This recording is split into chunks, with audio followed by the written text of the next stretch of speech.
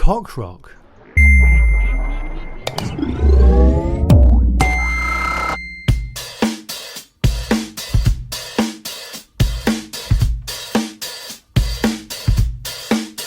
Welcome to episode 4 of the Fully Charged podcast. On this episode, Robert discovers the range in his Hyundai Kona has been grossly underestimated. I know.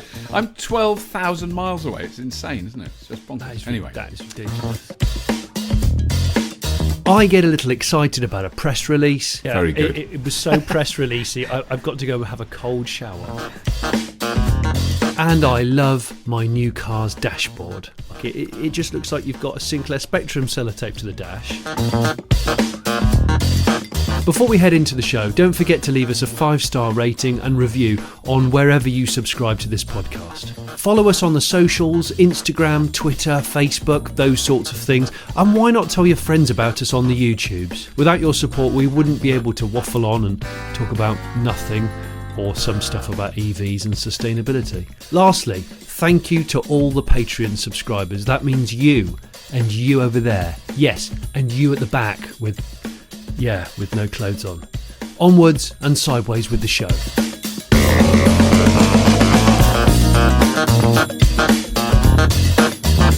Hello and welcome to the Fully Charged Show podcast, episode 4. Very exciting. My name is Robert Llewellyn. My name is Jonny Smith. Welcome to the oral Fully Charged. It's exciting.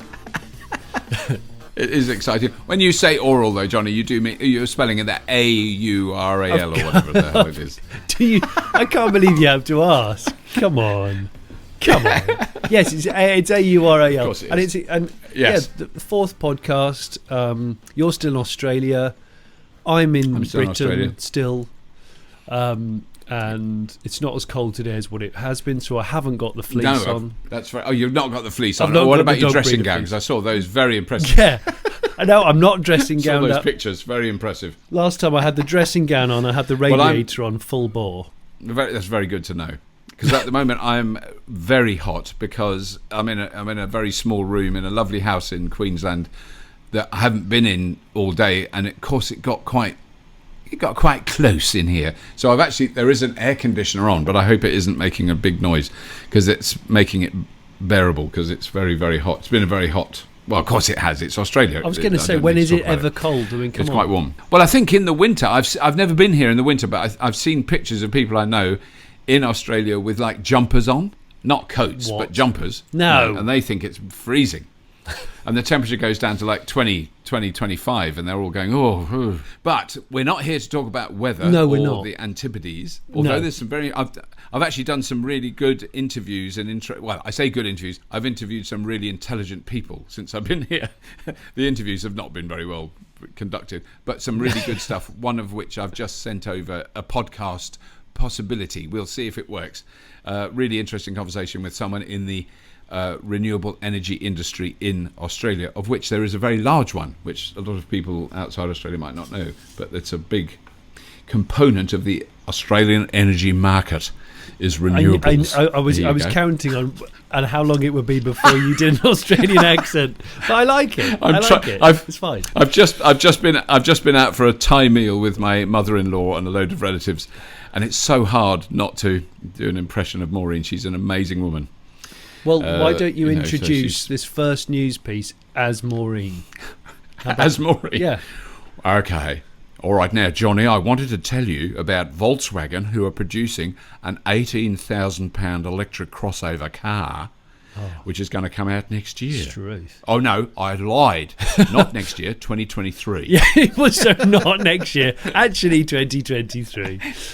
Well, this is interesting in that obviously VW are wheeling out a lot of headlines, EV-related headlines at the moment. Yeah. As you in a bid to win over the world's trust again.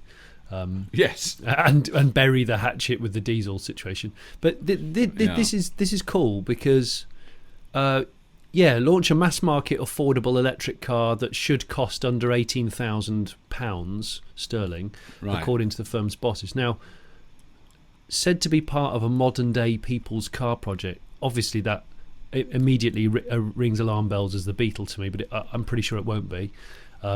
No. It'll be, a non-Beetle looking car. I don't think they're kind of recreating the original Beetle. No. So sort of a compact crossover utility vehicle. I don't actually even know what that... Well, you'll know what that means. What's a compact crossover utility vehicle? Because I thought it was a pickup truck, but it isn't. Because a utility vehicle in Australia is a ute. Yeah. Like a pickup. No, I wish it was. It's not a ute. A crossover is like a high-rising hatchback that apes the aesthetics of a sort of SUV, but is really just but is much smaller. It's much smaller. It's typically two-wheel drive and doesn't have off-roading credentials, but it has the high driving stunts that people seem to want, and it looks a bit more chunky.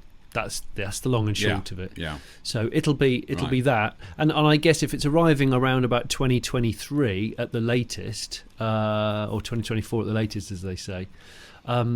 Then it will come off the back of the ID will have been out by then, and the ID Buzz will have been out by then, and the ID CROZZ. Unless this is the ID CROZZ, who knows? Because the ID CROZZ wasn't a crossover concept. But, looks quite luxurious. So who knows? Let's read this. Product strategy head Michael Yost with a J, I think I'm going to say. Very good pronunciation, yeah. Yeah, he said it'll arrive 2023 or 2024 at the latest. It's a compact 5-seater with a raised ride height. And exterior dimensions similar to the existing combustion engine T-Roc. Okay, that's that's a car in their range right now. The T-Roc's quite a cool looking thing, actually. Yeah. Okay, now I know what it looks like. Okay, or what it is like. Yes. Yeah. Forming part of Volkswagen's upcoming lineup of ID battery-powered models that will kick off with the launch of the Neo hatchback in 2020. Is that what they're calling? Is the ID now been renamed the Neo? Yes. Is that going to be the one that I drove in South Africa? Exactly. Right, it'll be the ID is the umbrella sub-brand of VW, the electric umbrella. And within that, the Neo is the thing you drove, which will be the first model. Right.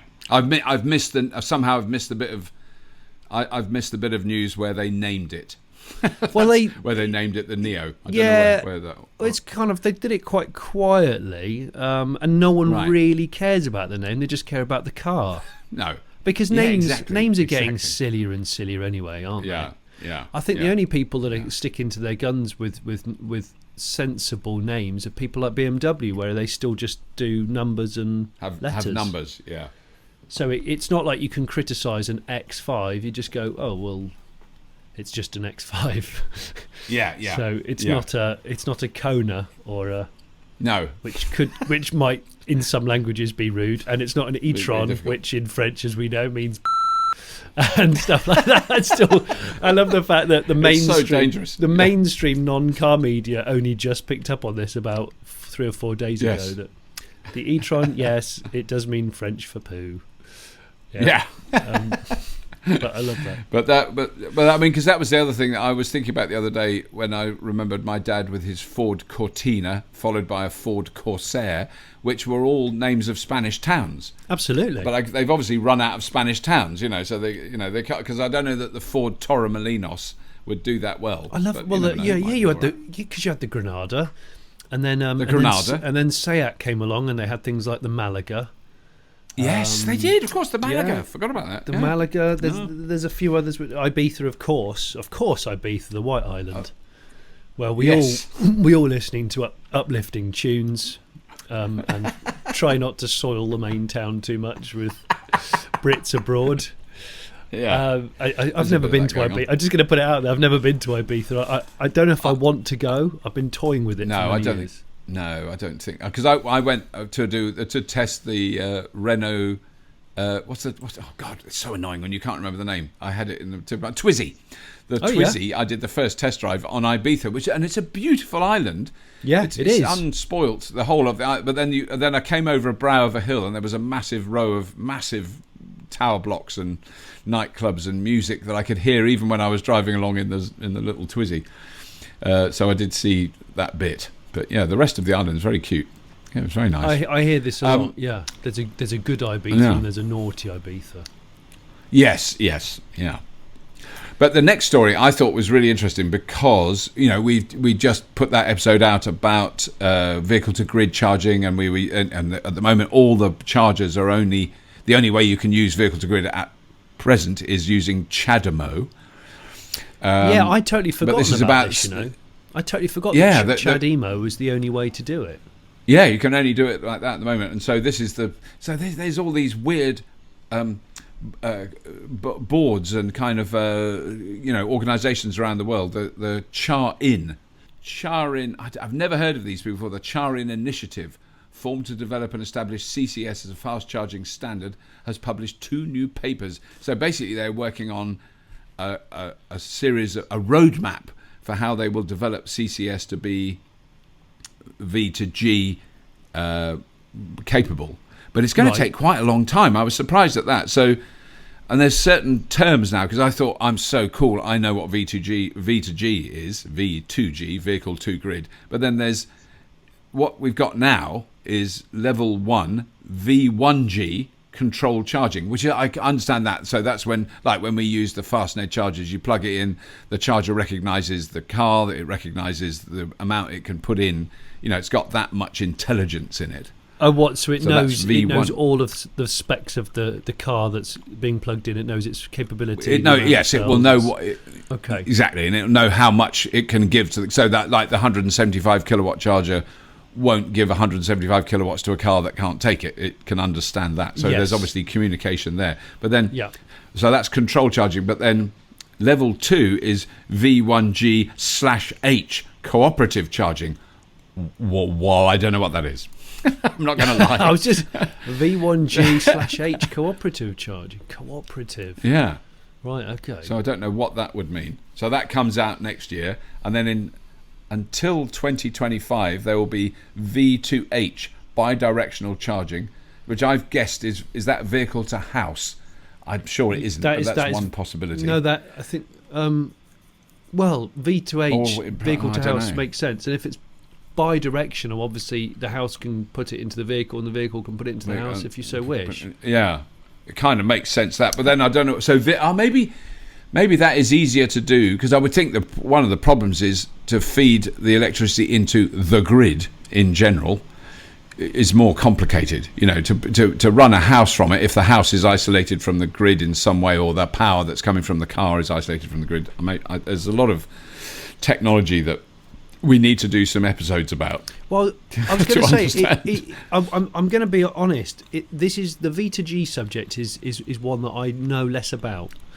I'd like to know how many people actually are using it at the moment. What is the current uptake? I know it's in its infancy, but it's basically, I would say none, or there might be a mad engineer we haven't met yet who's rigged up a vehicle to grid system in his house.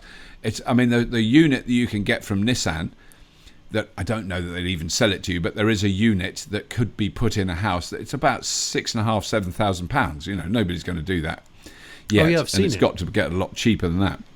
Yeah, so they do exist. It's not even new. That must be 6-7 years ago. I made a hot toddy in Scotland by boiling a kettle, and all the power, like we saw with the Scion Motors Sono. That getting power out of the car is not. They've done it in a much. I like the way they've done it, but. They've done it in a great way, around for a while. You can be out in the middle of a forest. You can just boil your kettle from the nose of your own car. Yeah, that was just so cool, wasn't it? It is so cool. Yeah. I can't wait for that car, actually. No, it's fantastic. I'm really looking forward to it. Yeah.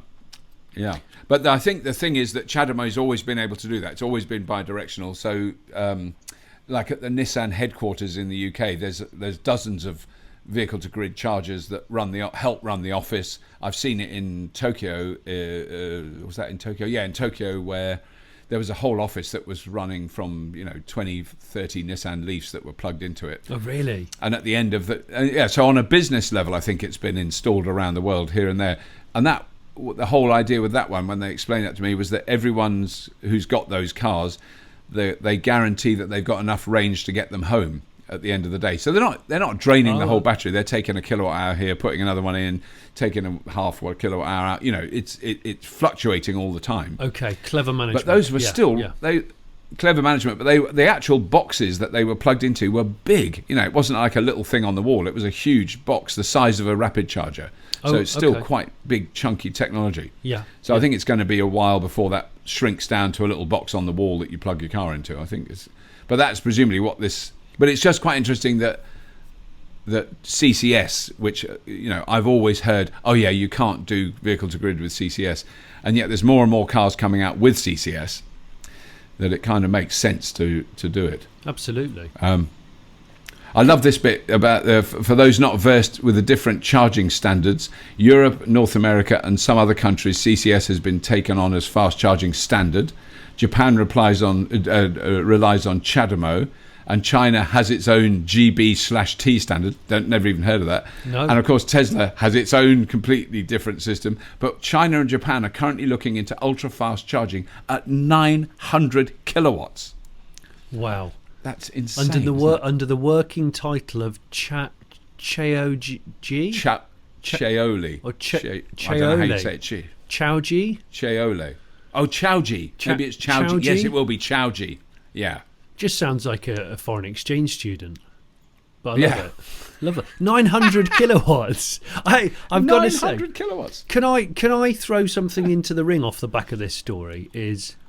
Do you think that Chademo will survive because of the rise of CCS? It's so hard to know, isn't it? Yeah. I mean, what's your off the record thought / on the record? I would say that. Yeah, I would say we're going to see less and less vehicles with Chademo in Europe and North America. Yeah. But it might survive in Japan. They might have, because it's not that big a deal to build a car with Chademo for the Japanese market with CCS for the European market. If you're a Japanese car maker, it's not that big a deal. And I mean, the new Tesla Model 3 in Europe will have CCS. Yeah, so remember you'll be able to use a CCS charger directly into it. I love that. Well, the more compatibility and interchangeability everything has, the better, because it's just like the whole multiple options of public rapid charging. The easier it is to kind of embrace all of it, the better. Yeah. Imagine if you go up to a public, rapid charger at the motorway, and there's one wire and one plug, and that's the one that fits your car, and you don't have to go. Which one is it? Exactly. Like the first time you use it. Yeah. Oh, it'll be. I get a little kick out of it when it all just works really quickly and efficiently. Yes. Yeah. Do you? Yeah. And you've been doing it longer than me. It's such a relief. Yeah. I've tried it many times when it hasn't worked and it's raining. It's really depressing. So that's a hard thing I always want to remind people who are sort of using electric cars now that even when the Ecotricity rapid charger doesn't work on the M5, it's still more likely to work than it was 10 years ago, believe me, when there wasn't anything, Absolutely. Or 8 years ago even. I mean, it has got better. Yeah. Brilliant. I think we've covered this next story in the past in the sense that we know that Toyota are, they have been the kind of weirdly the laggards in battery electric vehicles because they've done hybrids very successful and hydrogen. I'm not going to say whether it's successful or not, but they're making hydrogen fuel cell cars. Yeah. That's that thing I noticed. Someone reported the other day. I saw that a Toyota Mirai, which you think hydrogen fuel cell car, small battery, all that kit. It's heavier than a Tesla Model 3 with a 80 kilowatt hour battery in. Is it really? I didn't realise it would be that heavy. Yeah, and it's a slightly smaller car, so they are really heavy. That's something I didn't know about. Well, I suspect somehow you think because it's hydrogen, it's going to be lighter. Yeah, maybe, but maybe it's the safety. You see, because obviously hydrogen has to be harnessed in an extremely safe tank and in a chassis that will protect it as well, presumably. So maybe it has to be quite chunky. So you imagine the gas bottle that it lives in has to be multi-layered, extremely high pressure. So that could be heavy in itself. I haven't seen a Mirai for frigging ages. I've only ever seen. I've driven one once. I've seen a taxi one in London. and I might have seen. Oh right! Oh, I've never. I don't think I've ever seen one in the wild. I mean, I saw one when it was a lovely car to drive. I wouldn't criticise the vehicle. Yeah. And it, goes a long way as long as you've got somewhere to fill it. Yeah. Which I get a lot of criticism on the Twitters and on comments about. And I'm not, people go, you hate hydrogen. I don't hate hydrogen. I think it's got an amazing future. I think I'm healthily sceptical in an optimistic way about hydrogen fuel cell passenger cars. I think it might not be the right technology for them. But I'm very, very happy to be proved wrong. Well, I think you, like me, suggest that hydrogen is the better option for HGVs. Long-range HGVs, which have a huge capacity. And then they can have specialist hydrogen fueling stations for HGVs. Exactly. In buses, big buses and diggers and things like that. Absolutely. Yeah, no, absolutely. Where packaging is not so much of a problem. And of course, we know that electric lorries are incoming. In fact, I'm going to drive an electric lorry this year at some point, maybe 2. Yeah. The long distanceness of a full EV lorry is to be debated. Toyota going electric is good, and this is this is the joint venture that they've joint venture with Panasonic. Yeah. So that's 2 fairly big, chunky companies putting in a serious amount of development and money and engineering, manufacturing, procurement, management-related, and automotive prismatic lithium-ion batteries. Which we're also going to have to admit we're not exactly sure what that is. A prismatic lithium-ion batteries. All right. Okay. I don't know. Yeah, okay. And solid state batteries and next generation batteries. Next generation. So there's 2 very big companies. 51% stake for Toyota, 49% for Panasonic. I expect they tossed a coin for that because they're both quite big companies. Yeah. Yes. And the press release says, in addition to changing consumer needs for the automobile, as evidenced by shifts towards connected vehicles, autonomous driving and car sharing services, today's automotive world is also being called on by society to help find solutions to issues such as those related to global warming, resources and energy. Batteries are the most important element as vehicle electrification accelerates towards the solving of such environmental issues. And there we go. That is a proper press release. Yeah, very good. It was so press releasey. I've got to go have a cold shower after that. / flannel wash. Yeah. You presented, we both need a stand-up flannel wash after that. But that was very beautifully presented, Johnny. Thank you very much for that. I mean, there's more. There's more. If you want to talk more about what the Panasonic Senior Managing Executive Officer says, it's entirely up to you, Robert. But we have a quote. I don't know that. I'm not sure that we need. I mean, it's basically they are. It's very obviously they're shifting their manufacturing base towards electric vehicles. And batteries, which is what I think that's why it's news. It's because they have kind of hesitated and held back from that, and I think we will be seeing, battery electric Toyotas in the next 5 years. I want full BEV Toyotas, and also with the And I also want plug-in hybrid Toyotas with a significantly evolved range for EV only. Yes, that's what I want to see. Yes, and that's what I would suggest. Would be their next move. Yeah, exactly. A plug-in hybrid Prius with 100-mile electric range, and then you can drive to Scotland or where I am to Brisbane or Sydney. Where you can do that if you want to do a long drive in that.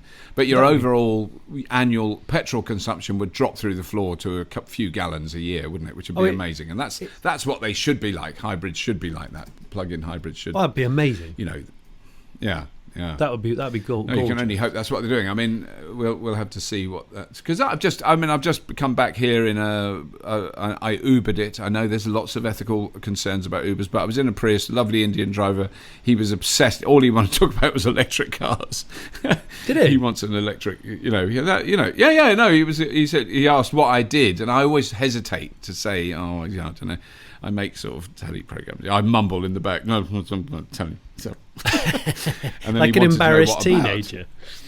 Yeah, it was. I was like a sulking teenager in the back, but he was lovely, very nice guy. But he was in a Prius, and he loves his Prius, and he saves so much money. He used to have a Holden, Australian car, as a taxi. I think it was something. No. I can't remember what it was called. Wasn't a Holden, a Ford Falcon or a Holden Commodore. They're always... Yeah. It was a V8, a supercharged V8 Ute. It was a Holden Maloo. It was a Maloo with a supercharger out of the bonnet, and of course he wore chainmail and mismatching leatherwear. But I don't like to talk about it too much. No. But yeah, but when you think of the impact that the Prius had on taxis around the world, I mean, it's phenomenal. It's unbelievable. I think it's something like 14 million Priuses on the road now. It's extraordinary around the world. I think that's the thing. It's been a quiet revolution for Toyota, but as we said probably in the previous podcast, it's like now's the time. Yeah, we probably said it too often. Now's the time for Toyota to broaden its portfolio. Yeah. Yes, it needs to broaden its portfolio considerably. Make a longer range plug-in so all the people that have Priuses already will just go for the next gen hybrid, and also full EV, pure EV Toyotas. That are just as proven and just as capable of being punished as the Prius is. I think that's what you want. But no, they do build rock solid cars, definitely, don't they? I mean, they are. There's no doubt. Yeah, they're very good. There is no doubt. Now, this next story is probably we're kind of jamming it in. I just thought it was interesting because of the sort of, in many ways, legitimate criticism of the battery revolution and the fact that. But mining the materials for batteries, it has an impact. You can't deny that. Blah blah blah, all that stuff. But then it's very often, if I get a tweet with "It's all well and good with you and your fancy electric cars, but what about the batteries?" I now reply, "Well, you've just used a battery to communicate that to me." The one in your phone, of which there are several billion on the planet, and that is a lot of battery and a lot of materials that goes into them, and we don't keep them that long, and we chuck them away. They're kind of semi-disposable products, aren't they? Which is really bad. But this was the built-in obsolescence of phones. We are noticing it more and more, aren't we? Yeah, you have a 2-year contract because they know your phone's built to last 2 years. Yeah, but actually they're not. That's what this article is about. They can last 10 easily, and it was particularly if you can have. I mean, this is the real crux of it: is if you build a wretched phone that's all sealed up. I don't know what particular manufacturer would do that, but let's just pick one out of the hat in California, Apple, and you can't replace the battery, or you have to take it in to be replaced. That is really annoying because that's the thing I've really understood. It took me a while to understand that the difference between a phone battery and a battery in a car is enormous, because a phone battery, when you charge it to 100%, it's at 100% because it's so small and light. And when it says it's empty and you can't use the phone, it's empty, which really stresses the battery chemistry and the materials in the battery, which is why they only last a couple of years, the batteries. But the phones will last for a long time. So you want to be able to replace the battery, which finally Apple have been doing for it's about 25 or 30 quid to have a new battery in an iPhone. The iPhone will last another 10 years. You could, and it's so annoying. I want a phone that I can replace the battery in. That clips in the back with a really cool new modern aluminium thing that slides in beautifully and clips in like phone designers can do, not a bit of plastic that keeps dropping off. Oh, so you want like a phone battery that can be replaced as like a digital camera battery, where you just open a trap door and flick a tab and out it comes. Exactly. Yeah, I mean that's. And so you can replace it, and you can keep the phone, because that's the thing, is that the phone technology, the screens, the internal electronics will outlast the battery by many years. Yeah, they will. So I mean, obviously, and the batteries are getting better. But this was an article in Fast Company about our smartphones killing the planet faster than anyone expected, which is classic clickbait rubbish headline. They're not actually killing the planet. They might be killing human beings, but the planet's fine. The planet will still be here long after we're gone. So. No, I think you're right. We all have a drawer at home with a load of dead phones in. Ours at home is called the drawer of doom, and it has things. It has lots of things in which you don't entirely know where they came from. Cables you can't quite identify, and there's a couple of phones that are limping along. One's a brilliant old Nokia, which it still fires up today. Yeah, and we haven't used it for about 12 years. I love that phone. I feel like that phone I'm going to end up using again. I don't know why. Well, I mean, they become more. I mean, quite a lot of kids now don't want a smartphone. They just want a phone they can send a quick text on and make phone calls. Yeah, and they don't want any of that other fancy stuff. And I mean, Chris Barry is the mate of mine who's got the best. He's got a rubbish old Nokia phone. He's had for it's going to be decades now. Yeah, and he just but he uses it. If I call Chris, I can. He probably has, but because you can easily replace the batteries in those. Yeah. Whether you can still get them now is probably another question. But no, you can. He doesn't use it much. But if I can, you right? Yeah. You can. I bought my mum one. That. Yeah, right. It's just Amazon or eBay. You just get the serial number off the back, and they're a generic cell shared with other. Right. Other products. I mean, that's the great thing about it. I think if we can reuse our iPhones or other generic smartphones, I think more and more that would be great. I mean, I try and hang on to mine for as long as I possibly can. I sort of nurse my phone a bit. Yeah, I've got much better at the moment. Yeah. Because that was the thing. Apple has publicly disclosed that building an iPhone 7 Plus creates roughly 10% more CO2 than building the iPhone 6S. But an iPhone 7 standard creates roughly 10% less than a 6S. That's fairly confusing to follow. So, because I had a 6... I've got a 6 SE. I never had a 7. Right now. I'm staring at it. Have you? Wow. Yeah. That's very good. And everyone says... what have I got? I don't even know what mine is. Well, people say, it looks old because my the screen's small and it's got, sharp edges. Yeah. I'm like, but that's what I want. I want a phone that I can still fit in my pocket. Yeah. That's quite strong. That's what I want. Yes. I'm still on the original screen after 2 years, and I'm not smug about it at all. Wow, I'm impressed. I'm just careful. Yeah. I've got very gentle hands, Robert. Very gentle. Yes, you're a very gentle gentleman. I'm so gentle, honestly. I stroke it when I'm using it rather than just smacking it with a finger. Yeah, I'm stroking. Anyway, that's not that relevant. This was the thing that really depressed me was this guy Lotfi Belkir, who did this study that this report's about, stated that based on our research and other sources, currently less than 1% of smartphones are being recycled. Because there is a way of recycling all of them. Apple have very proudly shown the robot that takes old iPhones to bits and uses all the components. But if that's true, 1%, then there's there's millions of drawers of doom around the world. There are drawers full of of chargers and phones, which is terrible. So I mean, what do we do? Do we have a bit of a clear out and go, right? What do we need to do? Do we sell some second hand to people? Do we put new batteries in them and give them to our our nephews? Do you get whatever? Because I don't try. If I gave them to, I don't know where you give them, but if you gave them someone and they said, "Oh, we'll recycle them," you just think they're just going to chuck them in the bin. I don't necessarily believe they will, because it's quite a complex process. I'm sure stripping out all the materials in them. Yeah. Yeah. Oh, look, the researchers have found that smartphones with larger screens have a measurably worse carbon footprint than their smaller ancestors. I know. Oh, that's interesting. Yeah, because I feel exactly. You've done the right thing. I feel so guilty. But I've got an iPhone 8S, which has a screen that you can land a helicopter on. It's so enormous. So it's really, really. But I mean, I handed my last one to my daughter. My daughter's got one of my old ones, and my son's got my other old one, and they're both still working. So, but all you need to do is gift them a new battery and then just crack on. Yeah. But they don't. I mean, the good thing with my son is he doesn't. He says the best state for a phone is switched off. That's what really? So he turns it off a lot. So he doesn't like them. He's very he doesn't do any Snapchatting or Instagramming. Well, he doesn't do all that. Well, maybe he's too cool. He's living in the now. He's looking around rather than looking down. He lives in the now. I think he's an inspiration to us all, potentially.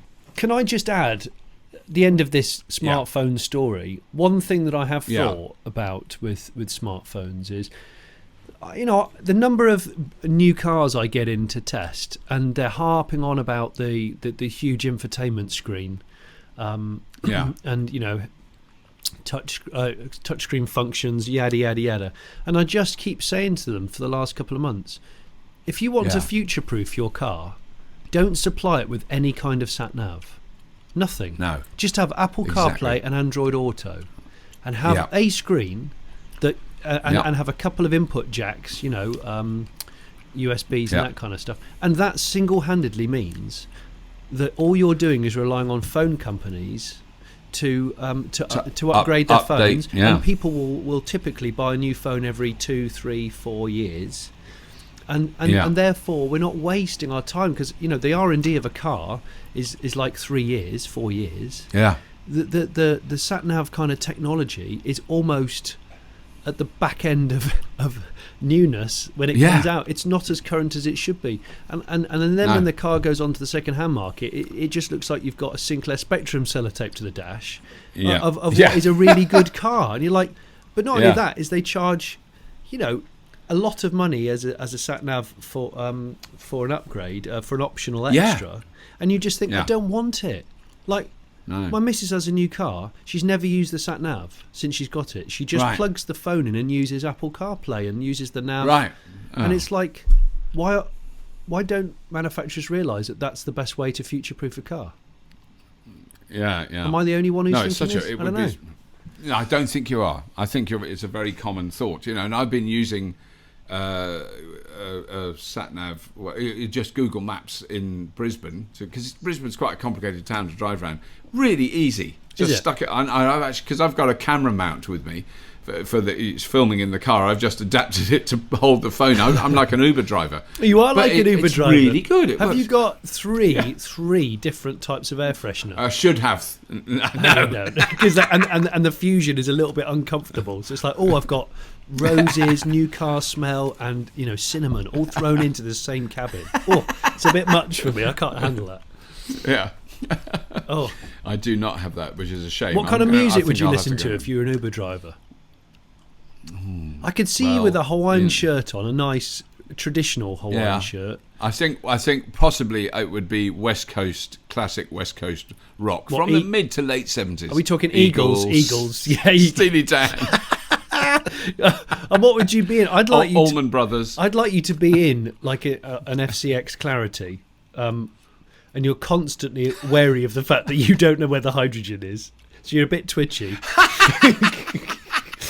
So although you're in this amazingly modern car, which it's always a talking point for people because they're not sure what it is. Of course. And you're listening to Steely Dan live, never the album versions because you've done those to death.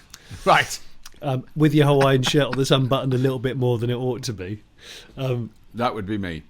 I'd love that. You basically just painted the picture of my life. Is that you in about 5 years' time? I think that's going to be great. Yes. Okay.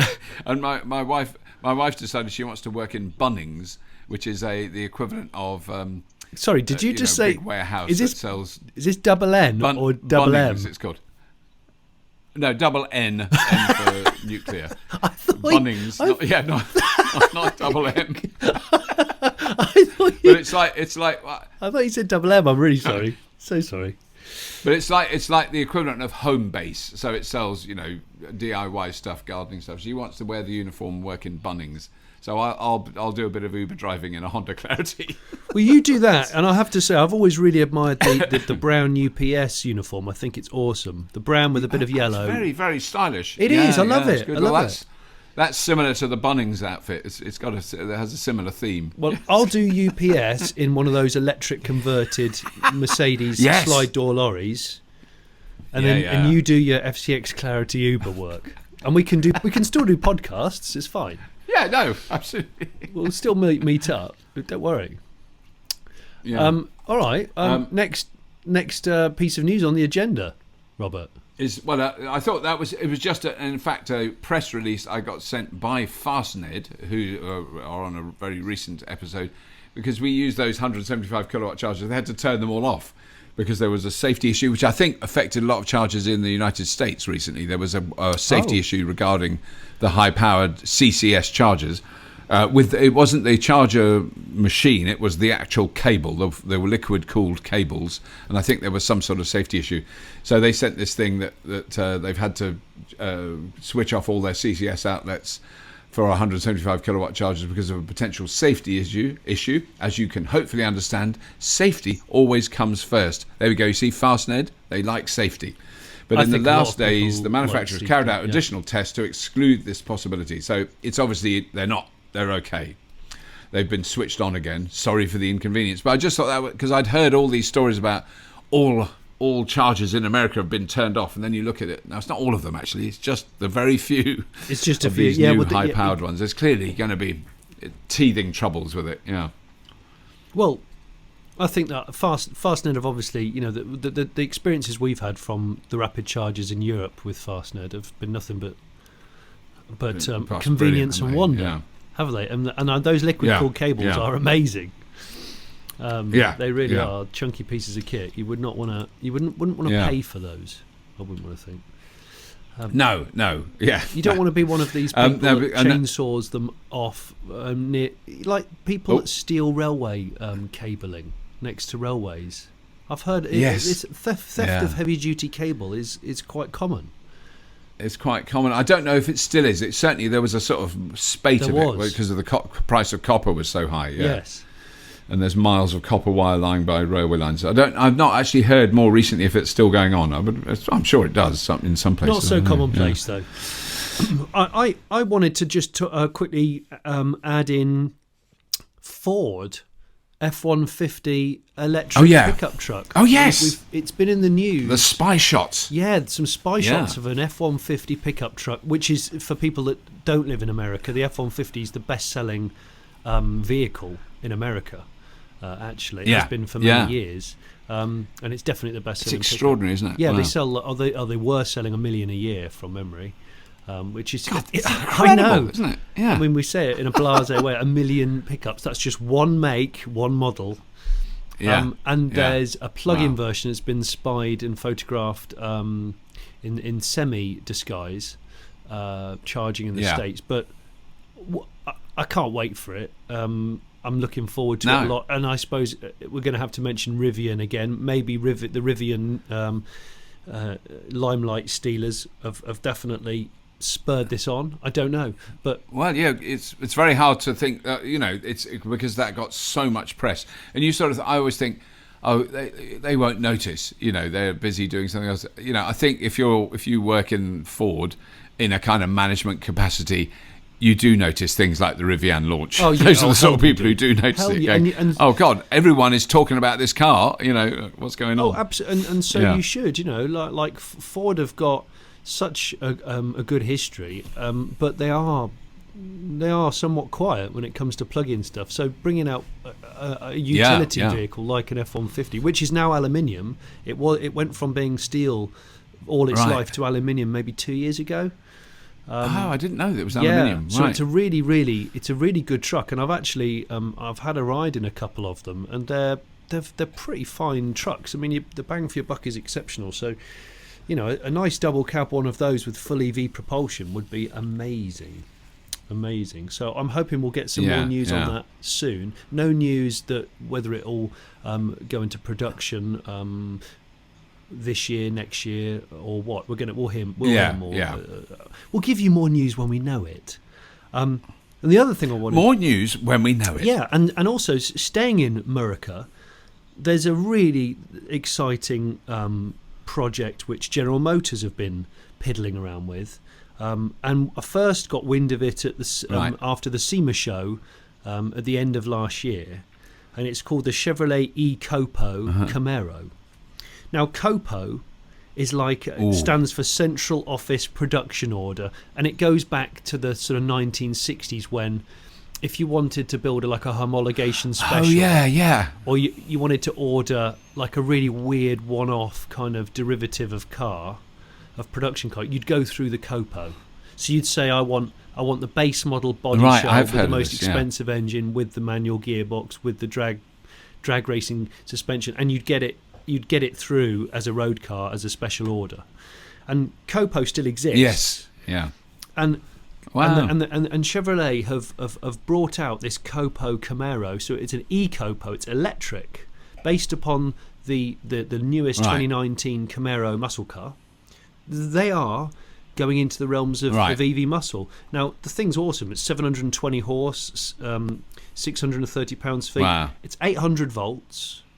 But what interests me is they are developing this system with a view to selling it as their kind of next generation crate engine, if you will. Because the thing about General Motors is they make a lot of money from selling aftermarket V8s and performance parts.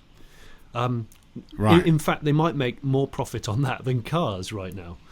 So instead of selling you a small block Chevy V8 or an LS Corvette motor, these guys, the director of performance parts at General Motors is called Russ O'Bleans. There's an awesome video which I can put the link into this podcast description, where he's talking you round the car, and really enthusiastic about it. You know, he's an engine man for the last 25 years at General Motors, a performance engine man, and he's saying, I've never seen such potential, and we've built this 800 volt system with 4 200 volt modules, and the idea is that you will hopefully be able to buy a derivative of this with however many modules you want to retrofit in any Chevrolet V8'd car, and it bolts up to your transmission, your auto transmission. So he's what he's saying in effect is that his General Motors are gunning for the hands-on hot rodder, and this could be this is their first foray into the new generation of EV hot rodding.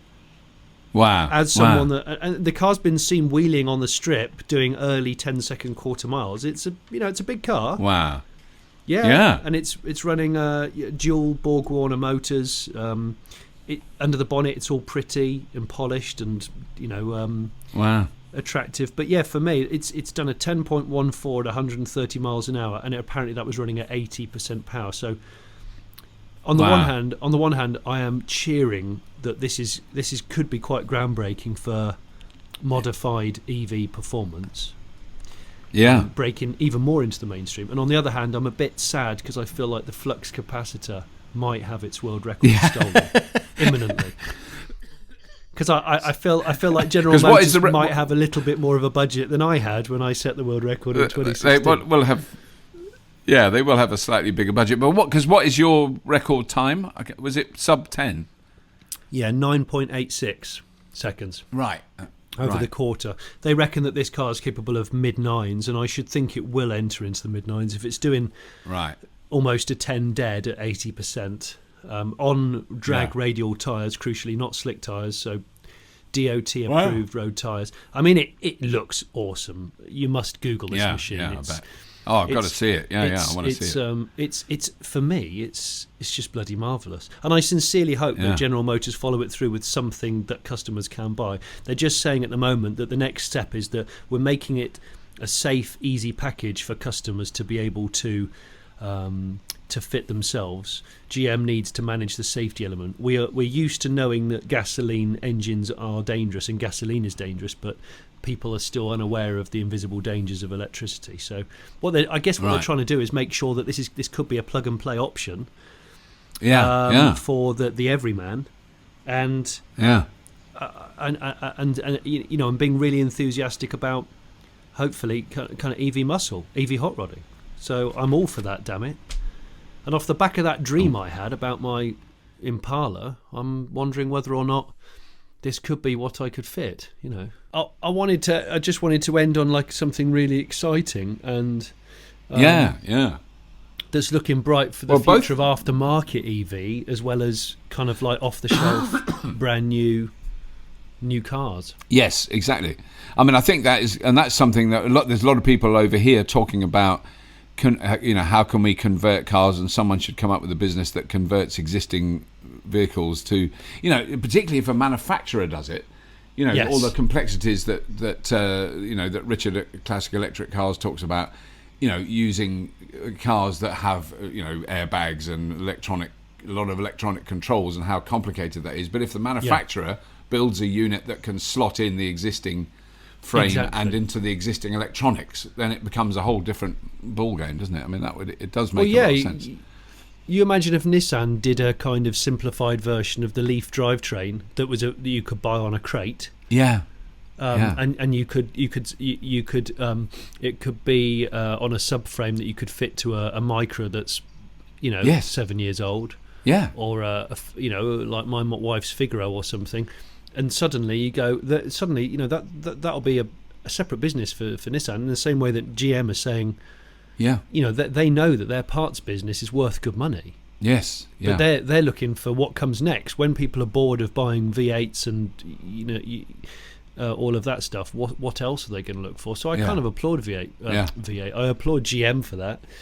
I think that there's so many people want to convert existing cars, retrofit piston cars with electrics, but there's not a single solution to it. No.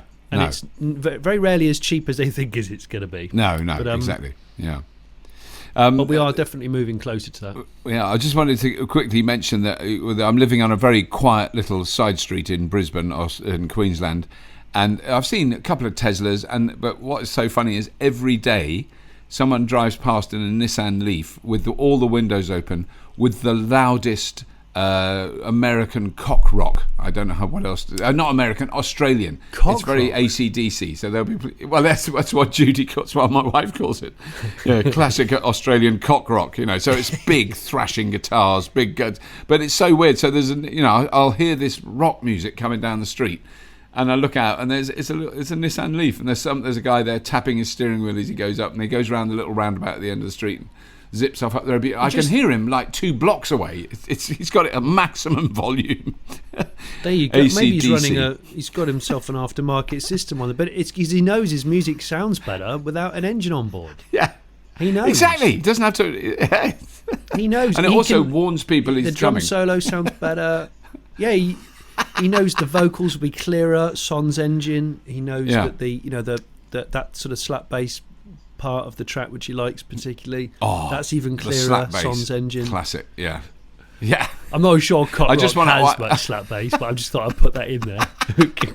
I'm sure it might put us into the wrong category of podcast. I shouldn't have called it that. We can beat that out. But what I want to do is like wave at him one time, get him to slow down and go, have you considered early 70s folk rock fusion? Because I think you could broaden your musical tastes. We're in danger of going through an entire podcast without mentioning Faraday Past. I was wondering whether it might get mentioned. We got. I've had two requests on Twitter today. One from someone in America, one from someone in England. For when am I going to get my Faraday Past T-shirt? So we will clearly have to produce some. I was going to say, ladies and gents, we need to add it to our merchandise e-shop, which I know is at the moment being revitalised. So we will brewing. We'll have to do a faux tour. I've seen some exciting designs. Yeah.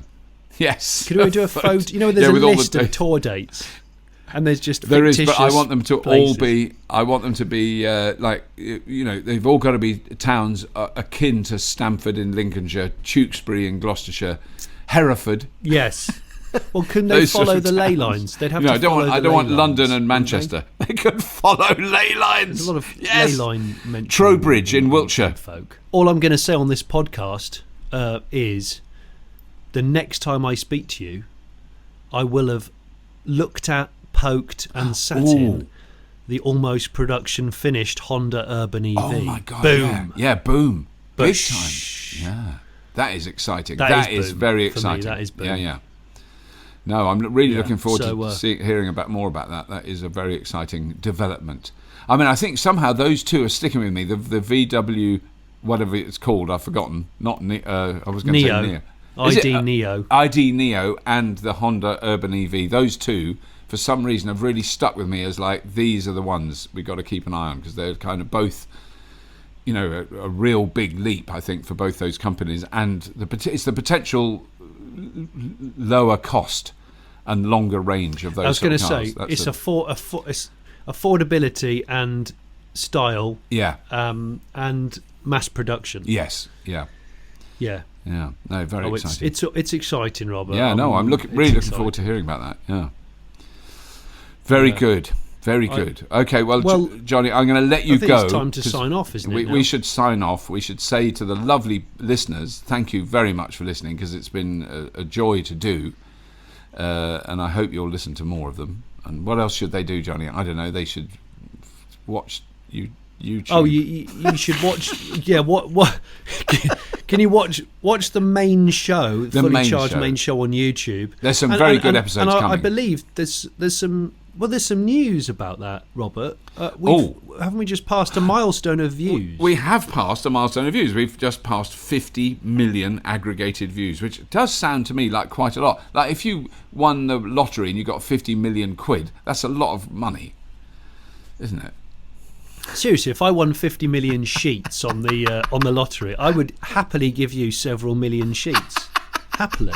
Well, I'd be very grateful for happily. that. In fact, I would, because it's like, well, what do you do with 50 million quid? There's not a great deal. I mean, I don't know what I would do. No. I just don't know. I mean, it's all relative. I would definitely set up Faraday Pass just for shits and giggles. I can tell you that. We would have a massive festival on ley lines in Wiltshire just for Faraday Pass. It would be a fabulous event. Yeah.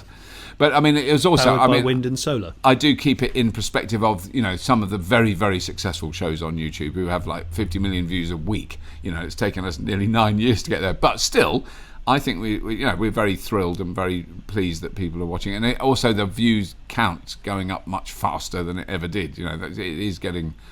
We are growing very rapidly, which is very good, and I do think it's partly the charm of the two main presenters. That does have a lot of bearing on it, but I think it's the topic, which I'm really thrilled about. The topic is becoming more popular and more people are interested and all that stuff, which is really good. Well, yeah, I think so. Yeah. I think that it's just, you just got to keep there's thankfully there's always something to talk about. Oh my God, there's always something on the horizon, yeah. And there's always something in the now that's plug-in related or renewable energy related or efficient home related, and that's what we get our teeth stuck into. And we're on that. We're in a bit of a tsunami of it right now. I know, which is great. It is fantastic. Yeah.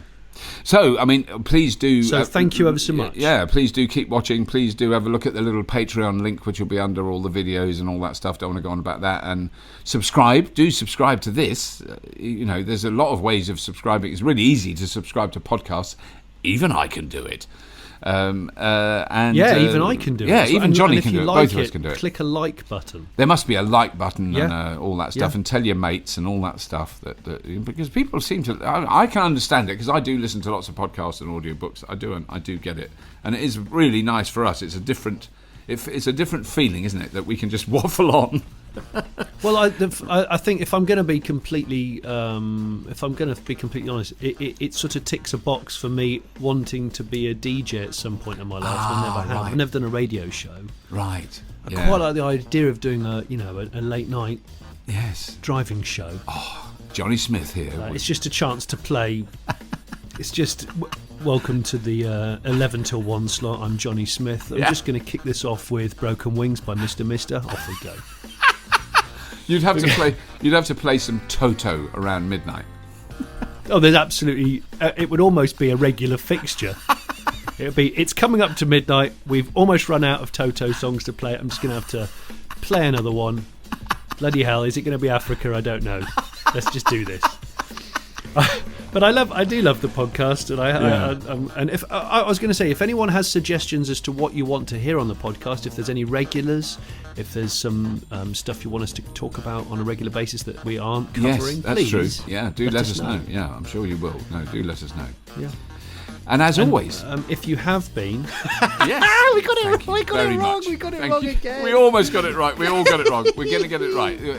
What he said, and thank you for listening.